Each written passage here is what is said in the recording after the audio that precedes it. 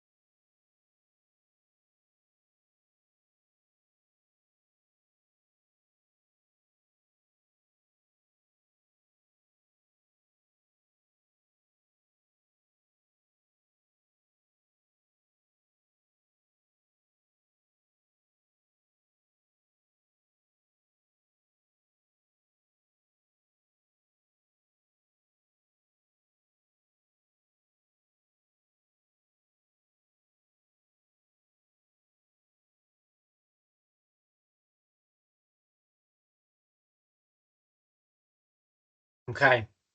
Very brief introduction into motivation. And I'm sure a lot of you have heard about intrinsic, extrinsic. So what I want us to do, we're going to do the first part of this breakout activity together just here. So I ask you to reflect on what motivates you. Who's willing to pop their hands up, come off mute, and share what motivates you as an individual? Yep, Costa North Ayrshire.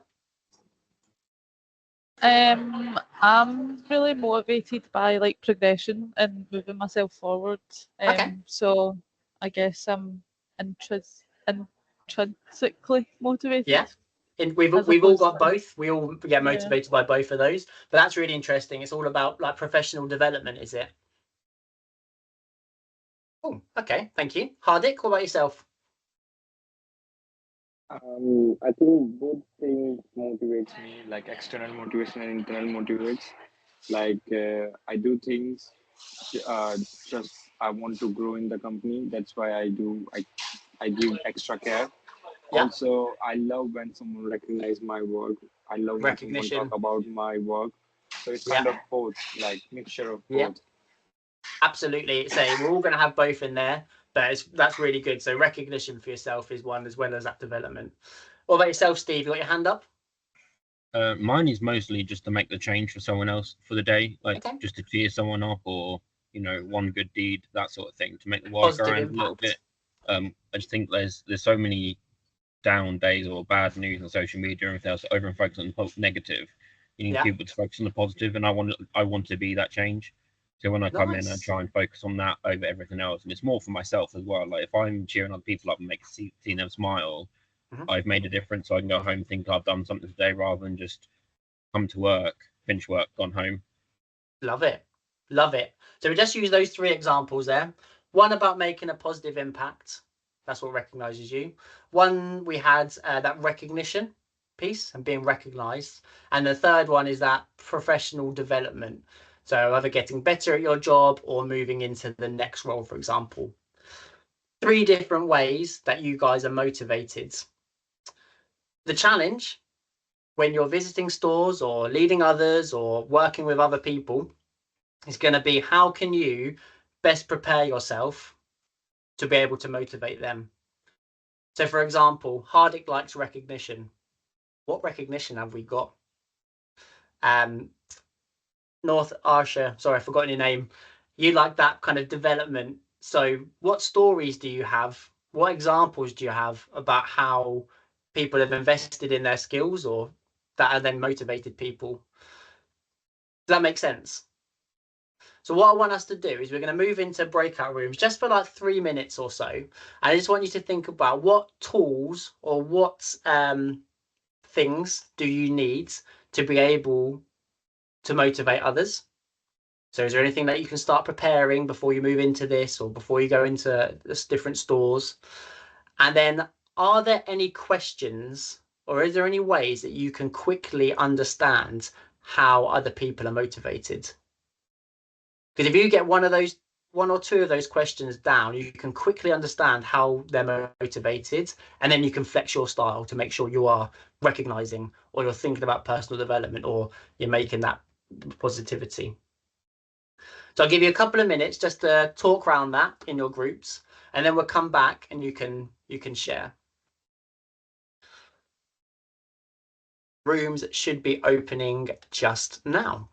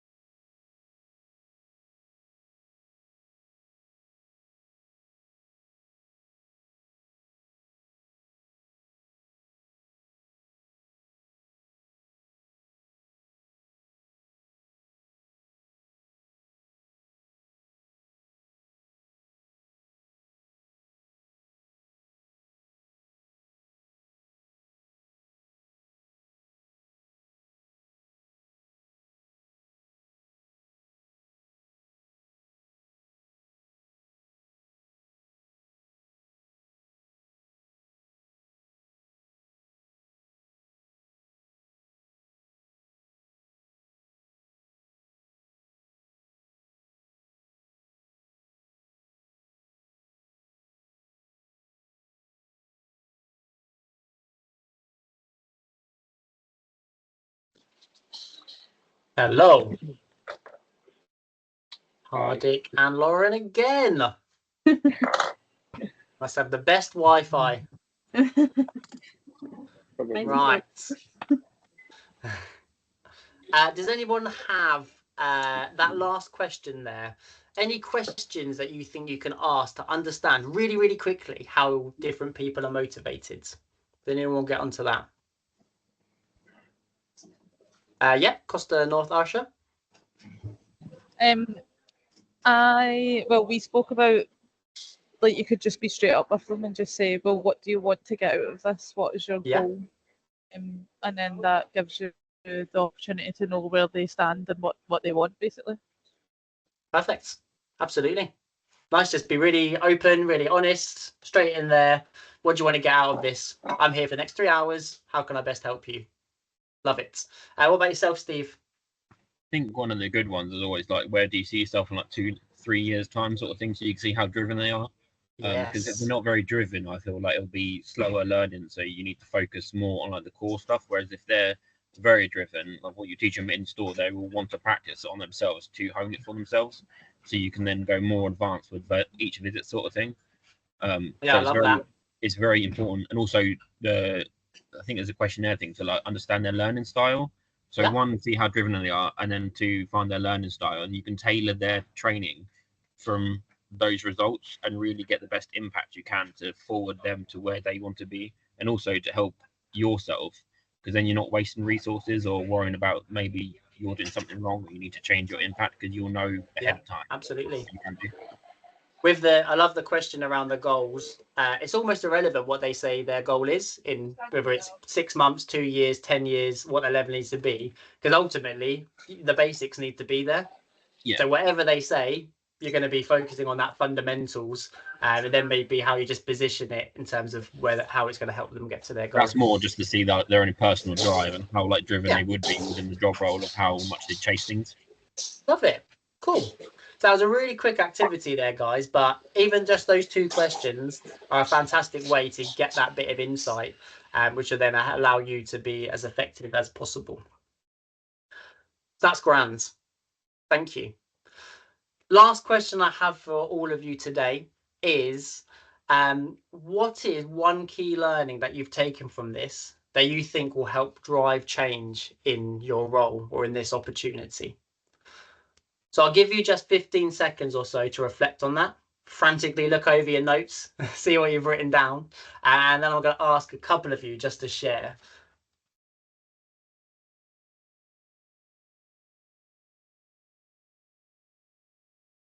So if I'm going to go to Lewis, Jordan, and Alice. So we'll start with you, Alice. What's your one learning from today that you think will help drive change in your role? I think when we talked about feedback and following that sort of the step by step, I really like that, because I've not seen that before. And actually, when we were talking about it in the breakout rooms, my store manager has a habit of being really over the top fluffy and being super nice. Everything is a party. But actually what it means now is that I've come out of the store is that she's struggling to get people to listen to her and take her seriously, because they can't work out what she's asking of them. Great example there of why that's really important to be super explicit, isn't it? Yeah, and like in comparison, people used to say to me on the bar, they're like, "Oh, I love learning from you, because when I get a compliment from you, you actually mean it." And I think because if you're always giving out all the time, and you make a latte which sucks on 5 elements, but it's just heated to 140, and you're going, "That's really good," and people lose sight of what they're supposed to be doing. Yeah. So now she's got like issues in store with trying to sort out what the actual expectations are. Brilliant. Thank you, Alice. What about yourself, Jordan? You've come off mute. Yeah, I was going to agree with Alice. So for me, it's going to be impacting that aid, actually working on how I'm structuring feedback, because I think I have a tendency to fluff it as much as possible to kind of not cause offense. But I think I need to, as you were saying earlier, take that emotion out, be really factual with what I'm saying. And so for me, it's going to be really trying to put aid into how I do my feedback. Brilliant. Lovely. Thanks, George. And yourself, Lewis? You can't say feedback. No, I do agree with both those points, but I think the going in with almost just the positive intent, it's, you know, the way you frame it ultimately is probably, if not more important than the actual feedback you're giving, I think, because if you're going there saying, you know, just constantly almost like bickering in an aspect, it's always the positive intent, how you frame it. I think that's something that will constantly I'll be thinking of, okay, how can I frame this for this person? You know, how will that have to change for that person? Yeah, I think that's something that's really, really stuck in. Perfect. I like that. And like you say, you may need to flex your styles depending on where people are in the change curve. So make sure you kind of gather that bit of insight as well. But that sounds really good. You're all talking about how you can, the impact of change and the impact that you can make. A final one from Costa Chelmsford before I hand over to Katie, who I think is here to field any questions from you all. I think the understanding the changing curve, which is the first to see it, that's make me understand more about how we introduce our service or how we can impact about our role to go and change in behavior, and that how people receive my feedback and receiving me as a new challenge for them, if you see what I mean. Yeah. So we're going to different stores ways to implement the changes we need to deliver. Understanding the curve has impacted me or made it very useful to me, if you see what I mean. No, I see perfectly. And yeah, that's exactly it. You're going to new environments. How are they going to receive you? Yeah. If they're in that denial stage, you're going to have to behave in a particular way. If they're clearly in an acceptance stage or more inclined there, you can behave in a different way as well, because it's all about that impact that you make on that individual. That's right, because you are out of your comfort zone. You know, the new team members or the new environment for you is you never worked before with them. They don't know your personality. They don't know you, and it will be quite challenging. Perfect. Nice. Awesome. Thank you guys for the 4 of you that shared. It sounds like you've really got a good grasp on a lot of the topics today, so that's grand. Katie, you've joined us. Hi. Welcome. Thanks. Nice to see you. You okay? Yeah, good, thank you. I am so sorry that I've missed the content of both of these, but Rob has recorded them for me, so I can't wait to listen back and see all the great things that he's taken you through over the last 2 sessions. I wanted to jump on just to see if there were any questions, not necessarily about